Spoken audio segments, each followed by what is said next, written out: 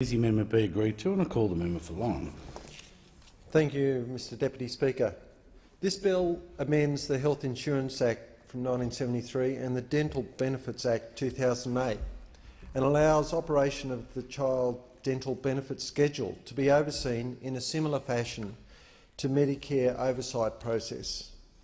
Not only will the professional service review process be able to be applied to the Child Dental Benefits Scheme, but also the CEO of Medicare can request documents to substantiate chronic dental benefits scheme billing is appropriate.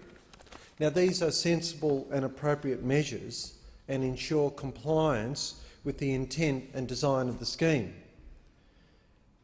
Mr Deputy Speaker, but before we go into the details, I'd just like to make some observations on this scheme and its history and some reflections on the previous government dental policy and its development. The Child Dental Benefits Scheme commenced just in January this year, but is a leftover policy from the previous government. There has been a dental scheme absence apart from state-based public dental schemes since the Chronic Disease Dental Scheme was axed in August and September of 2012. The Chronic Disease Dental Scheme was a great scheme with a good clinical basis and intent, but like any government scheme, there were instances where either patients or dental practitioners were pushing the boundaries to the stage where they pushed the boundaries so bad the envelope was broken. I'm very loath to say abuse or fraud, but in some cases the intent and the administration of it wasn't ideal. But the response wasn't appropriate to the problem.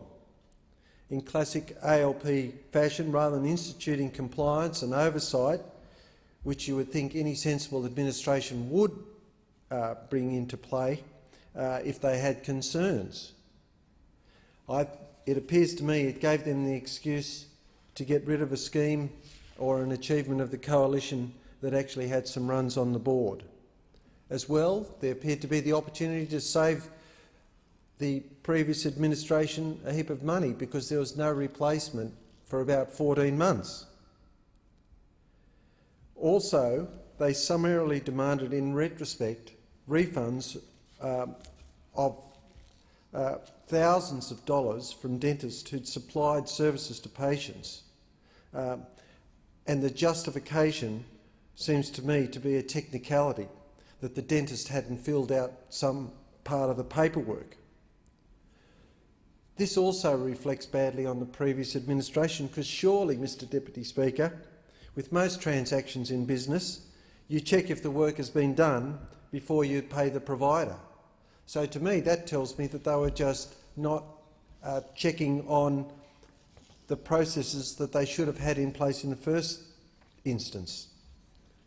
For many people in my electorate, this scheme was a godsend because there are lots of elderly people, concession card holders, pensioners in the electorate of Lyme who, unfortunately, because of the generation they grew up in, they did have bad dentition. They also had serious kidney, vascular and heart conditions. The Chronic Disease Dental Scheme prevented, in many instances, further disease.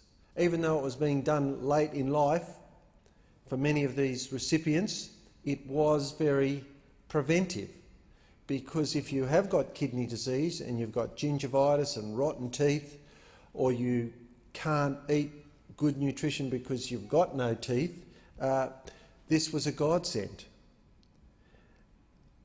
25%, as I said, of the electorate either have a concession card or are in receipt of a pension. So for the electorate of Lyme, this had massive ramifications. When the axe fell, many were left in limbo. In some cases, they were halfway through their treatment program. Others who had committed to it but were then left high and dry, struggled on in chronic discomfort, or had to commit to multiple extractions and false teeth. I think the previous administration was so desperate to save money anywhere, they just saw this as an excuse to blame the dentists and give them an account, rather than instituting what we are doing with this amendment. We are instituting proper oversight of a scheme which is targeted to a different cohort altogether, which paradoxically the 2-year-old to 17-year-old cohort probably have the best teeth in the country. But we're also instituting means testing, so it's applied to people that really do need the help. I'm sure the spin doctors were consulted heavily in the development and the rollout of this scheme, because it's hard to criticise anything that's targeted at children. But I do note, and everyone knows, that if children have good nutrition, they have a toothbrush that gets used, they get fluoride in their toothpaste, and they're not fed sweet drinks all the time, most of them should be left with healthy teeth and gums by the age of 17. I hope this really is a dental program and not a spin doctor program that was punched out in the dying days of the previous government. This coalition government will certainly be monitoring and observing this scheme to make sure it has the outcome that was the intent of the scheme. But we still need to address the other problem that the summary execution of a chronic disease dental scheme was left with, and that was that many genuine, concerned and good practising dentists and dental practices were left with huge bills in retrospect, months and years after they delivered good service. This, I think, Mr Deputy Speaker, is a classic case of using a fig leaf response to cover up the deficiencies and inadequacies of previous administration.